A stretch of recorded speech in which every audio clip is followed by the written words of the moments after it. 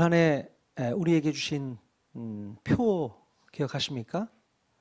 뭐죠? 더욱 내 마음을 지키라. 예, 그렇습니다. 더욱 내 마음을, 내 자신의 마음을 지켜야 되는데 지키지를 못할 때가 참 많이 있어요. 우리가 우리를 컨트롤하지 못하고 또 컨트롤하지 못하는 그 틈을 이용해서 사단이 역사하고, 그러다 보니까 내 마음을 빼앗겨 버리고 또 내 의지로 움직일 수 없고 사단에 이끌려서 움직일 때가 참 많잖아요. 자, 그런 일이 올 한 해 없어야겠다. 우리가 이끌려야 되는 것은 오직 성령님에 의해서만 이끌림 받아야 될 줄로 믿습니다. 그래서 우리가 낱낱이 살펴보는 거죠. 사단이 역사하는 틈바구니가 뭔가, 우리의 마음 가운데 던져놓은 사단의 그 공격은 뭘까, 그 전략들. 그래서 그런 것들을 한번 살펴보도록 하겠습니다. 악한 것들은 다 나올 겁니다. 인간이 가질 수 있는 악한 것들, 그런 것들을 한번 우리가 살펴보도록 하겠습니다. 자, 요즘 현대인들을 사로잡고 있는 가장 큰 병이 있다면 뭘까요? 뭐가 있을까요? 그것은 바로 분노하는 병이 아닐까 싶습니다. 분노.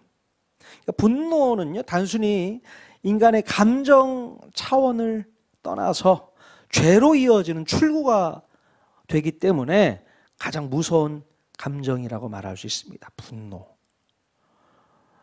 요즘에 보면 다 화나 있어요. 예. 뭔가 화가 나 있습니다. 분노하고 있습니다.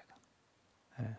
도대체 사람들은 무엇 때문에 분노에 사로잡히게 될까요? 여러분, 분노해 보신 적 있습니까? 화내는 거하고 분노하고 뭐가 달라요?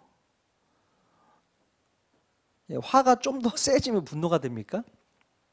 자, 이 분노를 일으켜 본 적이 분명히 있을 텐데요. 어떤 경우에 우리가 분노에 사로잡히게 되나? 자, 살펴보면요.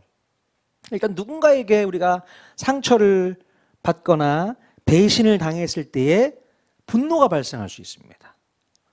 경험해 보셨죠? 예. 마음에 상처가 나면 아픔이 생기고 이 아픔에 대한 반사작용으로 분노가 표출됩니다. 예, 그렇죠.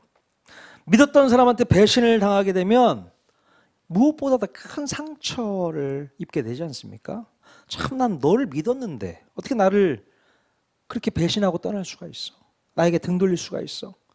그게 큰 상처이고 그 상처가 아파서 분노로 표출되는 거 아니겠습니까?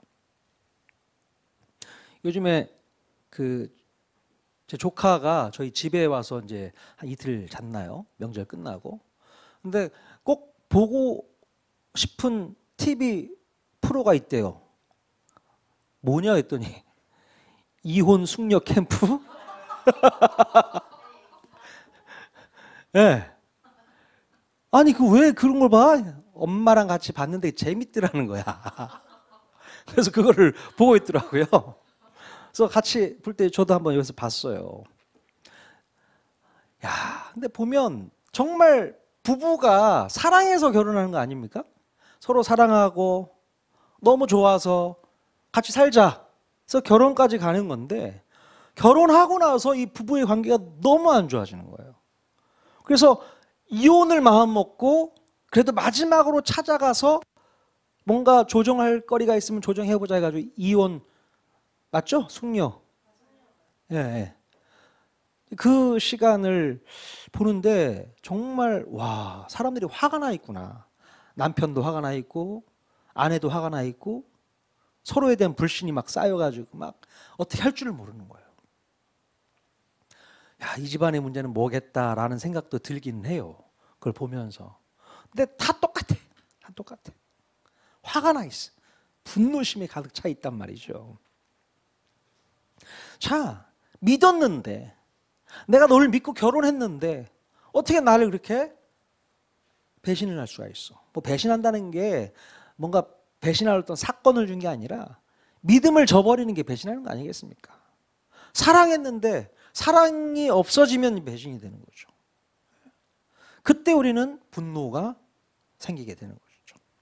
상처를 받고. 예. 또 두 번째는요, 어떨 때 그렇습니까? 어떤 불공평한 대우나 또 부당한 상황을 겪을 때 사람들은 분노를 느끼게 됩니다. 언제 그래요? 내가 배고픈 상황에서 음식을 배식받았을 때에 반찬이 적게 배식되면 분노가 일어날 수가 있습니다.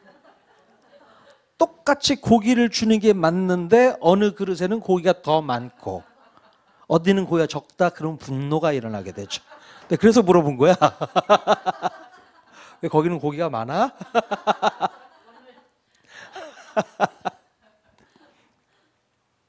여러분, 사도행전에도 보면요, 똑같은 일이 있었습니다. 헬라파 과부들이 항의를 하는 거예요. 왜 우리는 구제에서 제외를 하고 있느냐?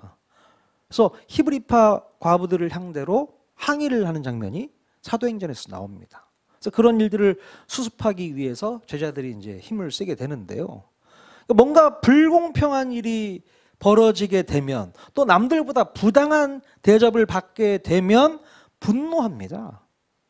성경에 분노했던 형제들이 또 있어요. 부당한 대우를 받고 불공평한 대우를 받아서 항의를 했던 형제들 기억나십니까? 야곱의 10명의 아들들이 있었잖아요. 11번째 아들 요셉만 야곱이 너무 좋아하고 사랑하는 거예요. 그러니까 야곱만 채색 옷을 입히는 거예요. 그때 당시 제일 좋은 옷. 근데 우리들은 거적대기 옷이나 그냥 입으러 가고 관심도 가져주지도 않고 맨날 나가서 일만 해야 되고 아버지의 사랑을 못 받는 겁니다. 그러니까 그 마음 가운데 분노가 일어나는 거예요. 그래서 그 분노 때문에 어떻게 합니까? 요셉을 죽여요? 죽이려고 했다가 팔아먹자. 야, 파는 게 낫지. 팔아먹잖아요. 왜 그렇습니까? 분노심, 불공평한 대접, 부당한 대우. 이게 사람을 분노케 합니다. 또 세 번째는요, 오랫동안 억압해 두었던 감정들이 한꺼번에 터져 나올 때에 또 분노로 이어지게 되지 않습니까? 우리가 히브리 백성들을 요즘 이제 출애굽기 말씀을 통해서 살펴보고 있는데, 이 히브리 민족이 오랫동안 노예 생활을 하면서 얼마나 그 일이 힘들고 어렵고 지치면 이 모세를 통해서 그 분노가 표출되지 않습니까? 모세가 히브리 백성들을 대신해서 분노심을 표출하고 있죠. 그래서 오랫동안 억압된 상황에 계속 놓여지면 분노가 빵 하면서 터지게 되지 않습니까? 여러분도 혹시 그런 적 있으세요? 참고 참다가 빵 터뜨리면 이게 무서운 거예요. 자, 또 어떤 때가 분노가 나게 되는가? 바로 기대했던 것과 또 실제 상황이 다르게 펼쳐질 때 사람들은 분노를 느끼게 됩니다. 언제 그렇습니까? 보통 믿고 뭔가를 맡겼는데 사기당했을 때, 이때 정말 감정이 막 올라오잖아요. 아니, 믿고 뭔가를 구매를 했어. 인터넷 상품을 구매를 했어. 상품을 봤을 때는 되게 괜찮은 상품이라고 막 쓰여 있는데 상품을 바꿔보니까 사기당한 거야. 이게 뭐야 이게. 말도 안 돼. 그때 막 분노가 일어나죠. 비싼 돈 주고 내가 이렇게 했는데. 요즘에는 그래도 반품이라도 되지. 그러지 못할 때는 이제 정말 억울하고 속상한 마음이 들죠. 최근에 무엇이든 물어보살, 거기에 어떤 한 여인이 뭐 상담을 하러 왔어요. 문제가 뭐냐면 뭔가 투자를 하면 고소득이 보장된다고 해서 코인을 투자를 했대요. 그래서 고수익을 얻을 것을 예상하고 자기가 갖고 있는 전 재산을 계속 투자를 한 거예요. 근데 어떻게 됐을까요? 계속 까먹게 되는 거야. 까먹게 되는 거야. 거기서 멈췄어야 되는데 그쪽에서 좀만 더 투자해봐라. 그러면 터진다. 좀만 더 투자해라. 빵 터진다. 그래서 그것만 믿고 그냥 투자를 더 한 거예요. 근데 결국에는 망한 거죠. 어떻게 더 찾을 수도 없고 항의도 할 수 없고, 이게 이제 억울하고 답답하니까 와가지고 상담을 받는 내용이 있더라고요. 정말 그런 일이 얼마나 많이 있습니까? 분노가 일어나는 거죠.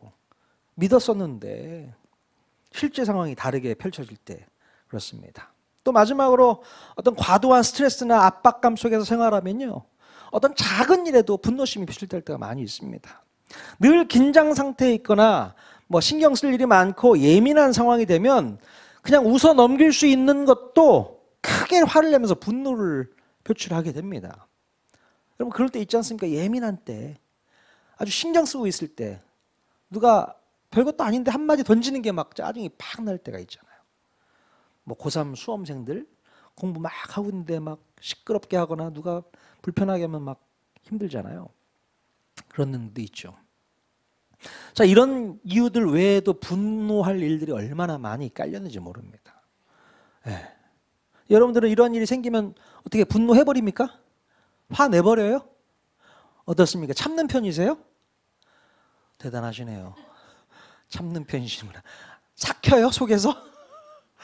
어떻게 하시나? 자, 이렇다면 분노를 표출하는 것이 여러분 잘못된 것일까요? 어떻습니까? 성경은 뭐라고 얘기할까요? 같이 한번 우리 보도록 하겠습니다. 에베소 4장 26절, 27절 말씀 같이 한번 읽어보겠습니다. 시작. 분을 내어도 죄를 짓지 말며 해가 지도록 분을 품지 말고 마귀에게 틈을 주지 말라. 네, 성경에서는 분을 내는 것 자체는 죄가 아니라고 했습니다.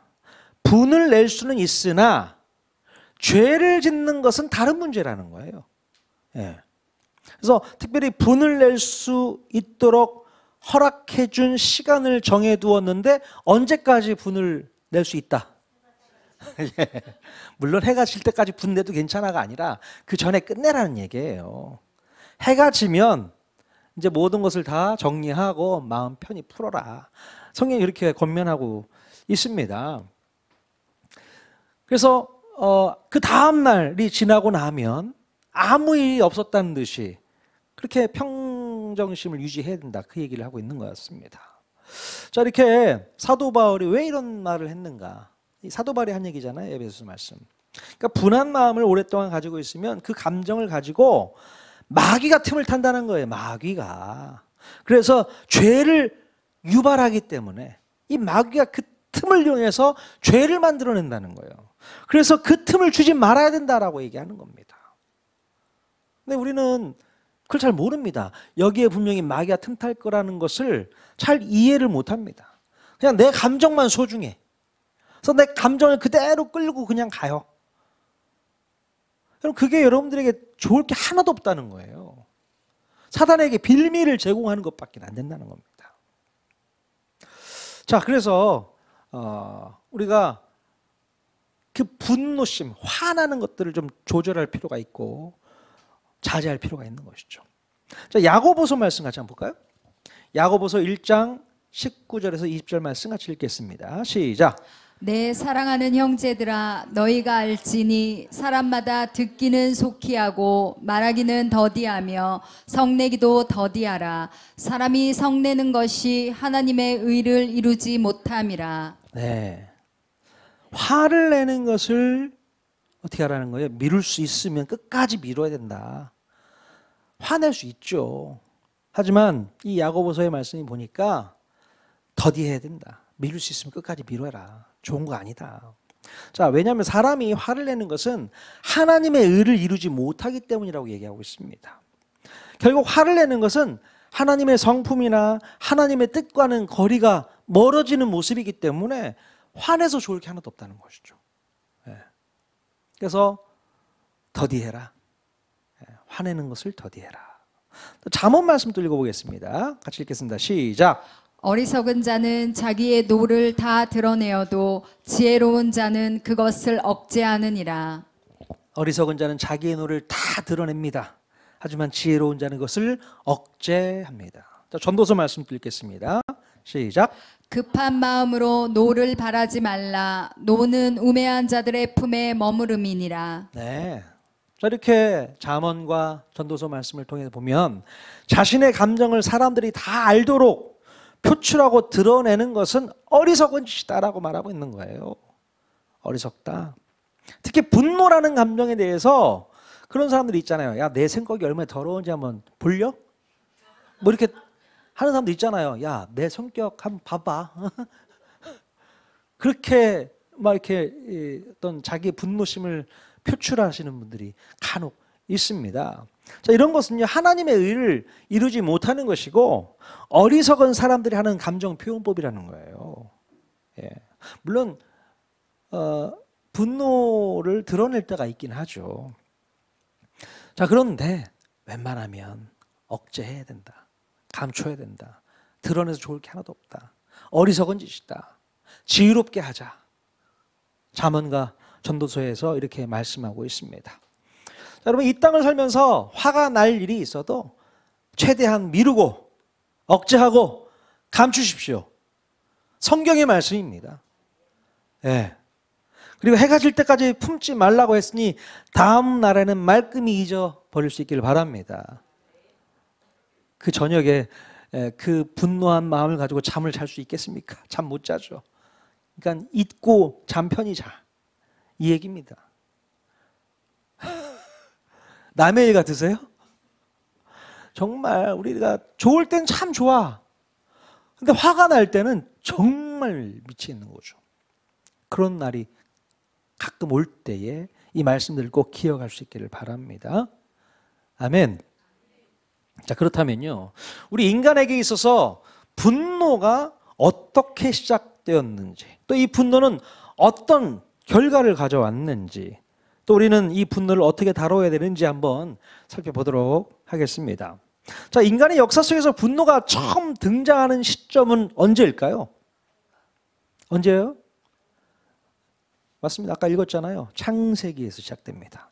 아담과 하와에게서 두 아들이 태어나게 되잖아요. 그 아들이 가인과 아벨이라는 두 아들이죠. 자, 시간이 많이 흘러서 가인과 아벨은 하나님께 제사를 드리는 시간을 갖게 됩니다. 자, 가인은 땅의 소산으로 제물 삼아서 하나님께 드렸고, 아벨은요, 양의 첫 새끼와 그 기름으로 하나님께 드리면서 제사를 했습니다. 자, 그런데 하나님께서는 가인의 제물을 받으셨나요? 가인의 제물을 받지 않으시고 누구의 제물만 받으셨어요? 아벨의 제물만 기쁘게 받으셨습니다. 자, 여기서 우리가 주목해야 될 사실은 하나님께서 단순히 제물만 받지 않으신 것이 아니라 뭐라고 되어 있어요? 가인과 그 제물이라고 했어요. 예. 그리고 아벨과 그 제물이라고 성경은 표현하고 있습니다. 그러니까 하나님께서는 사람과 하나님께 제사는 제사자와 그 제물을 분리하지 않으시고 하나로 취급하고 계신 겁니다. 예.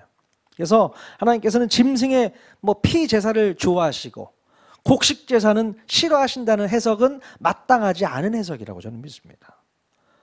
짐승의 피 제사를 하나님께서 기뻐하시지 곡식 제사는 안 좋아하셔. 뭐 이렇게 해석하시는 분도 있더라고요. 아니요, 저는 그렇지 않다고 생각해요. 곡식으로 드리는 제사도 있거든요. 예. 어떤 제물의 종류가 중요한 게 아니라 제일 중요한 거는 그 사람의 마음이지 않겠나. 예. 제사를 드리는 사람의 마음이 어떠했나. 그게 중요합니다. 자, 그래서 히브리서 11장 4절 말씀 같이 한번 읽어보겠습니다. 시작. 믿음으로 아벨은 가인보다 더 나은 제사를 하나님께 드림으로 의로운 자라 하시는 증거를 얻었으니. 네. 아벨은 하나님과 바른 관계를 맺고서 의로운 예배자로서 이 제사를 드린 겁니다. 자, 그러나 가인은 하나님과 바른 관계가 아니었기 때문에 온전한 제사를 못 드린 거예요. 하나님과의 관계 문제라는 겁니다. 가인은 하나님을 온전히 경외하지 않았고 단순히 형식적인 절차로서 아무런 마음도 없이 제물을 드렸던 것이 아닐까 싶습니다. 그러니까 드리라고 하니까 그냥 드리는 거죠. 하나님과의 어떤 관계성 속에서 내가 하나님을 사랑하는 마음으로 하나님을 기쁘시게 하겠다라는 마음으로 제물 드리는 것이 아니라 아유 귀찮게 뭐 이런 걸 또 그냥 드려야 되나. 그냥 하는 거예요. 형식적으로. 하나님께서 그 마음을 너무나도 잘 아시잖아요. 예. 자, 하나님께서는 아무 마음 없이 형식적인 제사를 드린 가인의 제사를 거절하시게 됩니다. 자, 이때 가인의 반응이 무엇일까? 가인은 그때 분노를 표출하게 됩니다. 만약 가인이 혼자서 제사를 지내고 하나님께서 그 제물을 받지 않았을 때는 상관이 없을지 모르겠는데 둘이서 똑같이 자기 동생 아벨과 똑같이 제사를 지냈단 말이에요. 그런데 이 아벨은 기쁘게 받으셔. 아벨의 제사는. 근데 자기가 드린 제사는 하나님께서 안 받으시는 거야. 여기서 기분이 확 상하는 겁니다. 그러면서 분노가 일어나기 시작한 거죠. 자, 분노의 근원이 뭐였나? 바로 하나님의 거절이었음을 우리가 알 수 있게 됩니다. 하나님의 거절. 자, 인간이 처음으로 분노한 이유가 무엇이었습니까? 하나님께 거절당했기 때문이었다. 예. 자기가 잘못한 것은 모르고 이 아벨과 차별 대우했다고 생각해서 분노를 하게 됩니다. 자기가 먼저 잘했어야지. 가인은 내 동생과 날 차별하셨다, 하나님.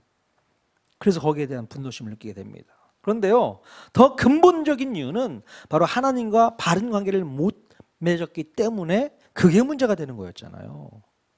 그게 문제였단 말이죠. 가인은 분노하게 되자 어떻게 됐어요? 안색이 변해버렸습니다. 그리고 낯을 들지 않게 됩니다. 성경 읽어보셨죠? 낯을 땅으로, 하늘을 보지 않고 땅을 향하게 됩니다. 부부가 좀 부부 싸움을 할 때가 있잖아요. 그러면 서로 얼굴을 잘 봐요, 안 봐요? 안 보죠? TV만 보죠, 뭐. 그러고. 그럴 때가 많이 있지 않습니까? 서로 낯을 피하는 거예요. 불편하니까. 지금 가인이 하나님의 낯을 보지 않고 그냥 땅을 떨구고 있습니다. 보기 싫다는 거죠. 자, 그래서 하나님께서는 가인에게 아주 매우 중요한 말씀을 꺼내시게 되는데요. 창세기 4장 7절 말씀 같이 한번 읽어보겠습니다. 시작. 내가 선을 행하면 어찌 낯을 들지 못하겠느냐? 선을 행하지 아니하면 죄가 문에 엎드려 있느니라. 죄가 너를 원하나 너는 죄를 다스릴지니라. 자, 여기서 선을 행한다는 것은 무슨 뜻일까요? 선을 행한다라는 말은 선이신 하나님을 향해 얼굴을 들고 몸을 하나님께로 향하는 것. 이게 선이라고 말할 수 있습니다. 그러니까 내 모든 관심을 하나님께 집중하는 것입니다. 이게 선을 행하는 거예요. 그런데 선을 행하지 않으면 죄가 문 앞에 엎드려 있다고 말씀하고 있습니다. 자, 이 비유는 뭐냐면 우리가 문을 통해 들어갔다 나올 때 죄가 나를 노려보고 있다는 얘기를 하고 있는 거예요. 죄가 나를 노려보고 있다는 거예요. 그래서 이 죄가 왜 나를 노려보고 있냐면 도대체 뭘 원하는 거냐? 바로 죄는요, 내 영혼과 내 생명을 노리고 있는 겁니다. 내 영혼, 내 생명, 파멸로 이끌기를 원하는 이 죄, 날 노려보고 있다는 거예요. 즉, 죄는 이 분노라는 통로를 통해서 들어와서 나를 거머쥐려고 호시탐탐 노리고 있다는 사실을 기억해야 됩니다. 그럼 분노 자체는 아까도 말씀드렸지만 죄는 아니지만 분노가 이 죄와 결탁을 하게 되면 죄를 짓게 됩니다. 죄를 짓게 돼요. 바로 사탄이 우리의 분노와 죄가 만나도록 가운데서 주선을 하고 있는 거예요. 그러니 큰일이죠. 언제든지 죄는 우리를 호시탐탐 노리고 있는데 우리 마음 가운데 분노가 일어나면 그 죄가 이때다 싶어서 우리의 발목을 꽉 물어버린다는 거예요. 그럼 사단이 이때다 싶어가지고 역사를 하게 되는 것이죠. 자, 그러면 우리는요, 빨리 분노를 처리할 수 있어야 돼요. 분노가 생길 수 있습니다. 빨리 그걸 처리해야 돼요. 그게 지혜로운 겁니다. 분노를 처리하지 않으면 죄가 나를 압도하게 되고 장악하게 되어서 범죄하게 되는 것입니다. 죄를 짓게 되는 거예요. 결국 가인이 분노를 처리하지 않게 됨으로 무슨 결과를 낳았습니까? 아우를 살해하죠. 예, 분명히 하나님께서 가인에게 이 죄를 조심하라고 경고했고 분노를 다스리라고 경고했지만 가인은 하나님의 뜻을 거역하게 됩니다. 가인은 끝까지 하나님 말씀을 무시했고 하나님을 하나님으로 인정하지 않은 거예요. 이런 모습을 보여주고 있지 않습니까? 그러니 하나님과의 관계가 올바르지 않으니 이게 문제가 더 심각해지는 것이죠. 단순히 내 재물을 받지 않은 게 문제가 아니라 하나님과의 관계가 깨져버리는 상황이었기 때문에 더 문제가 심각해지는 것입니다. 자, 결국 분노를 통해서 문 앞에 엎드려져 있는 죄가 가져온 결과는 살인이었습니다. 나중에 우리가 이 문제에 대해서도 한번 살펴볼 텐데요. 자, 이렇게 가인에게서 시작된 살인은 이후에 더 끔찍하고 심각한 형태로 발전되어지게 됩니다. 뭐 살인 요즘에 얼마나 그 수법이 잔인한지, 사람 죽이는 건 일도 아니잖아요. 이 사람 죽이는 거는 뭐 아주 전문가, 와, 무서워졌습니다. 네. 자, 그럼 분노는요, 그 순간에 다스리지 않으면 빠르게 증식이 되어서 죄를 불러들이고 그 죄는 결국 우리 목을 조리게 됩니다. 분노는 죄를 통해서 나를 파멸로 이끌어 간다는 것을 기억해야 돼요. 그래서 화를 내면 안 돼요. 참아야 됩니다. 그럼 병 생긴다고 하죠. 화병이 생긴다고도 그러잖아요. 그러나 성경은 아니야, 억제해야 돼. 왜? 네가 다스려야 돼. 그게 죄를 만들어내. 죄를 만들어지고 네가 범죄하게 되면 더 큰일이야. 이 분노를 어떻게 다스릴 건지를 우리가 고민해 봐야겠죠. 예. 우리 예수님께서는요, 분노를 내는 것에 대해서 조금 더 심각하게 말씀하고 있는 거 아십니까? 뭐라고 말씀하시는가? 마태복음 5장 21절에서 22절 말씀 읽어보겠습니다. 시작. 옛사람에게 말한 바 살인하지 말라 누구든지 살인하면 심판을 받게 되리라 하였다는 것을 너희가 들었으나 나는 너희에게 이르노니 형제에게 노하는 자마다 심판을 받게 되고. 네, 뭐라고 말씀하고 있어요? 예수님은 분노하는 것 자체가 심판받을 만한 죄다라고 말씀하고 있습니다. 분노하는 거 죄야. 살인보다 더 큰 문제가 분노에 있음을 지적하고 있습니다. 분노가 시작되면 결국 살인으로 이어지기 때문에 그래요. 그렇다고 해서 살인한다고 해서 뭐 사람을 정말 이렇게 죽이는 게 아니라 마음으로 죽이지 않습니다. 내가 너 저거 죽여버릴 거야. 이것도 벌써 살인한 거잖아요. 이 분노심이 바로 사람을 마음에서 지워버리는 거잖아요. 이게 무서운 겁니다. 그래서 분노를 낸다? 이거는 심판받을 일이라는 걸 벌써 얘기하고 있습니다. 난 사람 안 죽였는데? 아니, 네 마음으로 벌써 사람을 죽인 거야. 이게 무섭다는 것이죠. 자, 그리고 예수님께서는요, 또 누군가를 분노케 하는 것도 금지해야 된다라고 말씀하고 있어요. 내 마음 가운데 분노가 일어나는 것도 금지해야 되겠지만 누군가의 마음 가운데 분노를 일으키게 하는 것도 멈춰야 된다 말씀하고 있어요. 자, 마태복음 5장 23절에서 24절 읽어보겠습니다. 시작. 그러므로 예물을 제단에 드리려다가 거기서 내 형제에게 원망들을 만한 일이 있는 것이 생각나거든 예물을 제단 앞에 두고 먼저 가서 형제와 화목하고 그 후에 와서 예물을 드리라. 자, 혹시라도 원망 들을 만한 일을 했다면 속히 뭐 하라고요? 화해해라. 화해하고 나서 예배를 드리라고 말씀하고 있습니다. 상대방을 분노하게 하는 것은 살인의 동기를 그 사람에게 심어주는 것이기 때문에 문제가 될 수 있습니다. 그래서 누군가를 분노하게 했다면 먼저 가서 화해하고 그 뒤에 예배를 드리라는 거예요. 이게 중요한 겁니다. 손에 피를 묻힌 채 예배하는 것은 안 된다. 그 사람 눈에 피눈물 나게 하고 나서 네가 예배를 드린다고? 웃기지 마. 말도 안 되는 소리 하지 마. 그 사람과 마음을 풀고 화해를 하고 평화를 맞이하고 나서 예배를 드리는 게 맞다.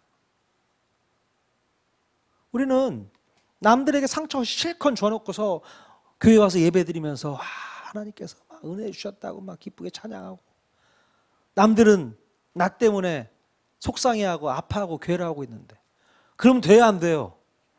우리 그리스도인들은 정말 그러지 말아야 됩니다. 예? 남들 마음 가운데 상처 주고 우리는 여기 와서 그냥 하나님 앞에 기쁘게 찬양하고 그럼 하나님께서 예배를 기쁘게 받으실 것 같아요? 절대 그렇지 않다는 거죠. 그런 일을 만들지 마라. 혹시 그런 일이 생각나거든 재물 놔두고 가서 먼저 그 사람과 화해를 하고 그러고 나서 예배를 드리는 게 맞다 라고 말씀하고 있습니다. 왜요? 그 사람 마음 가운데 분노심을 심어주면 안 된다는 거예요. 네. 여러분, 그리스도인들이 예배 드리는 것보다 먼저 해야 할 일은 분노를 처리하는 일이 우선되어야 됩니다. 예. 내 마음의 분노를 처리하는 것도 중요하지만 나 때문에 생긴 상대방의 마음의 분노도 처리해 줄 수 있어야 그 예배는 은혜가 넘치는 예배가 될 수 있습니다. 근데 내 마음 가운데 분노도 있고 상대방의 마음 가운데 분노를 익혀놓은 상태에서 예배를 한다고요? 절대 하나님 그 예배 기쁘게 받지 않으십니다. 빨리 처리하고 오세요. 혹시 여러분 마음 가운데 누군가 나 때문에 상처 입은 사람이 있으면 빨리 좀 처리하고 오셔야 돼요. 화해하고, 아, 내가 잘못했다, 미안하다, 용서해라오. 그래야 되는 것이죠. 여러분, 가인의 분노는 하나님을 하나님으로 인정하지 않는 데서부터 비롯되었습니다. 예. 인간이 하나님을 인정하지 않으면 우리는 절대로 죄를 다스릴 수 없습니다. 죄가 그렇게 무서운 거예요. 하나님을 인정해야만 죄는 다스릴 수 있는 겁니다. 하나님 없이는 해결할 방법이 없기 때문에 그래요. 인간이 만들어 놓은 법이 여러분 죄를 잘 다스릴 수 있을까요? 법을 잘 만들어 놨기 때문에 죄를 잘 다스릴 수 있어, 이렇게 말할 수 있겠습니까? 절대요. 아무리 법 시스템을 잘 만들어 놔도 죄를 다스릴 수는 없습니다. 근본적인 해결 방법이 아니에요. 자, 그러므로 우리 마음 가운데 이 발생한 분노는 우리는 어떻게 처리해야 될까? 먼저 우리 하나님을 하나님으로 인정하는 태도에서부터 시작되는 겁니다. 나의 하나님을 나의 하나님으로 인정하셔야 되는 거예요. 거기서부터 시작되는 겁니다. 예.